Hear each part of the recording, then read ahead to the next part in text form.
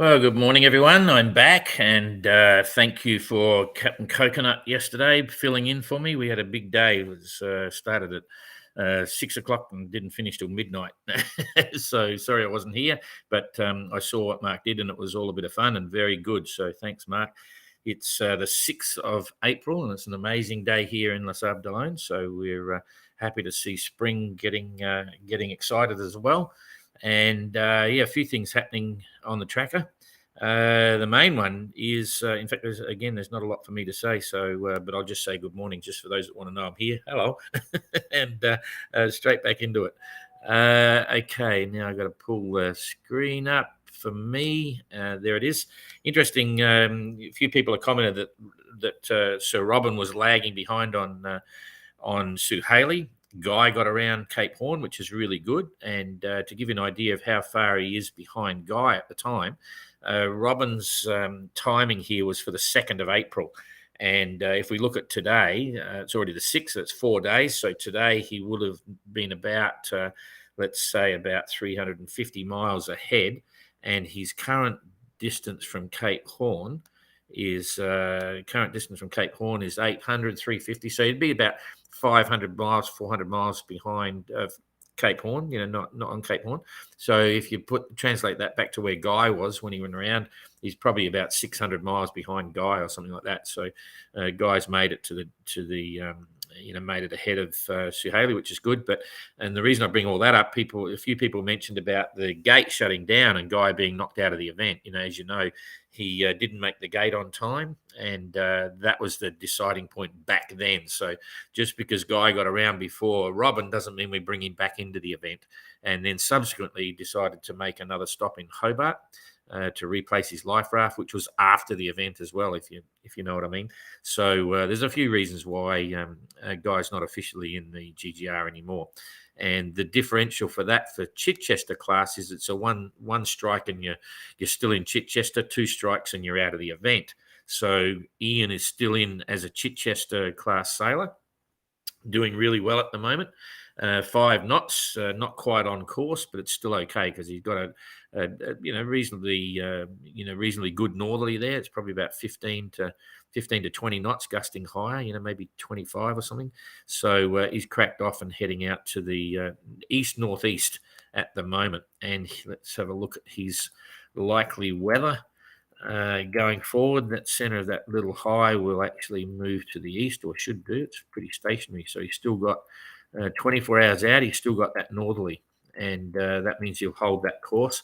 It's not getting much stronger. He's holding in this little green band here. He'll be moving forward. He'll be moving forward with that as the shape is changing. So that's not too bad, and that gives him about 100 miles. So if we measure that out, 120 miles or something, yeah, he'll be still holding in that green band, so still moving pretty well there. And then for the second day, still moving the same again, so he's going to hold that northerly. So that's about midnight, and if anything, he might go a bit light. So there's 2 days, so 2 days ahead, and he's got maybe a couple of 100 miles. So let's see how far. Yep, he's still in this band. It's going to swing around to the northwest a bit, and that'll help him come up. But as soon as he comes up, he's going to drive into no wind. So anyway, no storms coming or anything like that. There's plenty ahead of him. If we look at that, just a reminder that you're never really he's not out of the Southern Ocean yet. If we get rid of this, you can see there's 40 degrees south. So he's still well and truly into the roaring 40s, and he's only just out of the furious 50s. So anything can happen here and going, so anyway, but the next 2 days, he's okay. Guy's down here somewhere enjoying a northwester, so he'll be making good speed there. And I'd say, anyway, let's see where they're looking by the time they get into the North Atlantic. So a bit of fun for Ian. Okay, coming up to Jeremy. He's currently, I'll just build this up, in a big mixed up mash. This is meant to be beautiful trade winds here at the moment. You can see it's all over the place. This is the remnants of what, not the remnants, but the very fluky trade winds, not strong at all, but quite pleasant sailing. He's nearly there, but for now, he's still got a bit of an easterly flow, and it's going to be a bit confusing as he goes north. So 4.7 knots, it'll be flat water. I'd say that breeze is probably 10 to 15 knots, so really nice sailing, and he's having a good time. So what have we got going forward? Get rid of my Chinese software adverts. Okay, so coming forward, all pretty much the same, light fluky stuff and light headwinds. But light headwinds is not so bad. If you're going to go to windward, it's good to do it in 5 to 10 knots. It can be quite pleasant. And looks like the trades are coming down to meet him a little bit. Yep, they are. Here they come, but they're coming in northerly, strengthening northerly. So that's over the first 24 hours. So 24 hours from now, he's going to be in this northerly flow, which is the trades hooking down. So he's not going to like that, but I would say he's not going to go off on starboard tack.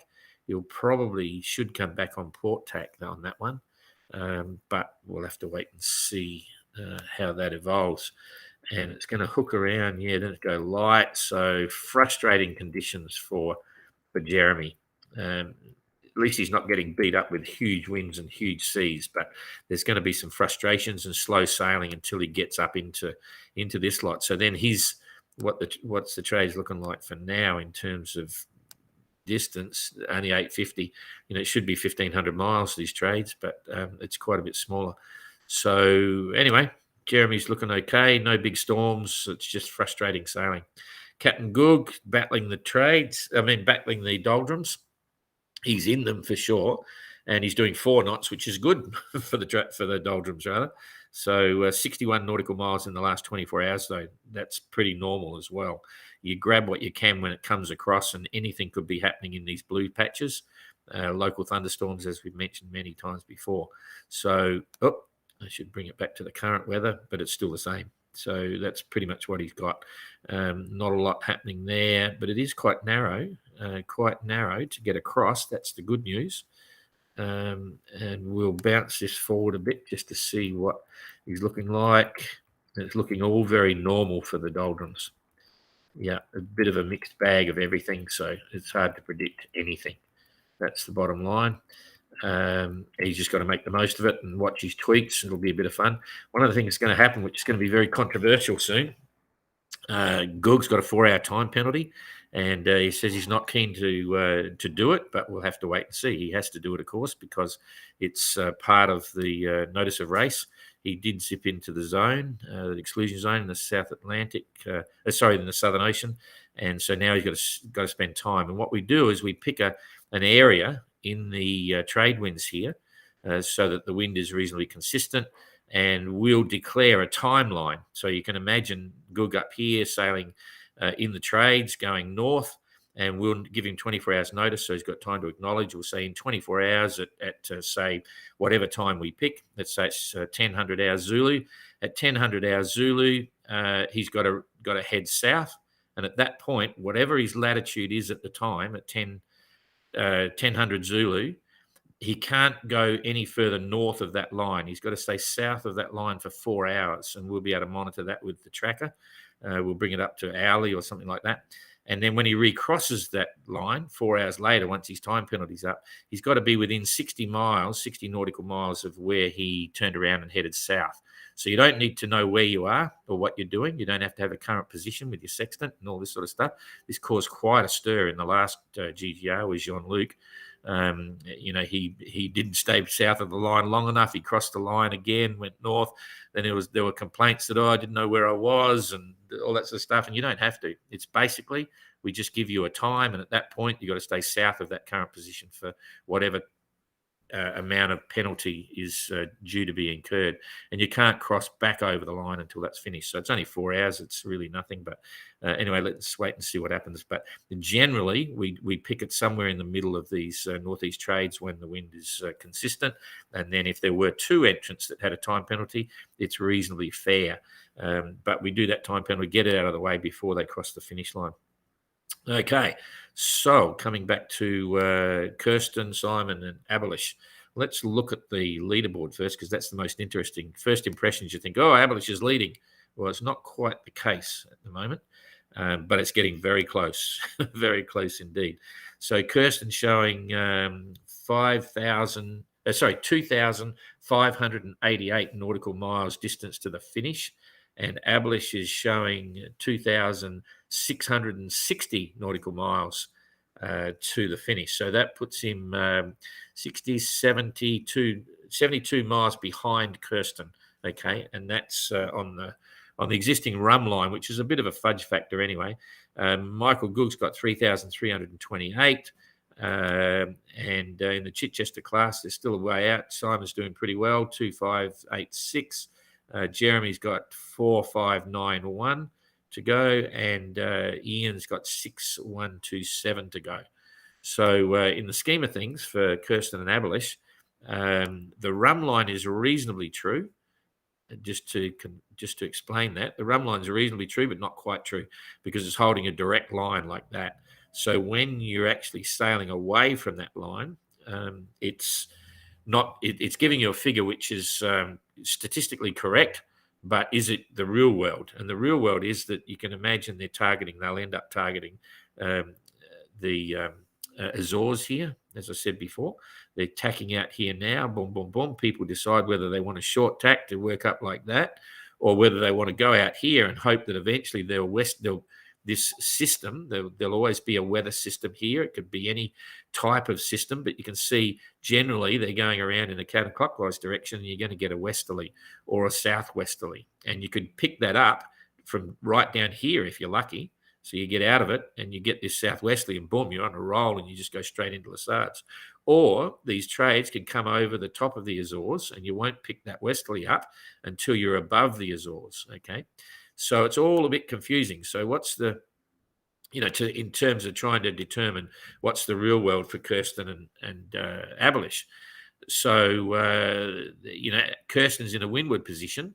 Okay, so she can afford to pay off. If she wanted to get down to Ablish's position and this whole area was the same wind strength, then she could speed up while Ablish was, pushing up higher.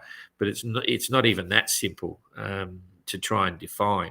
So, but one thing's for sure, there's a couple of issues here. In fact, I'm going to ask Ablish next time we talk to him on the phone about how much diesel fuel he's used or lost, because there was reports of a diesel leak into the boat. Now, I don't know whether he lost 10 litres or whether he lost 60 litres, but whatever happens, whenever an entrant arrives in Les Sables d'Olonne, we fill the tanks up, and then if we put in 100 litres of fuel, they get 25 litres for free. And then if they've used 75 litres, every litre has a 2-hour time penalty. So you can see that's 150 hours. Now, 150 hours is roughly 6 days of adjustment to your finishing time.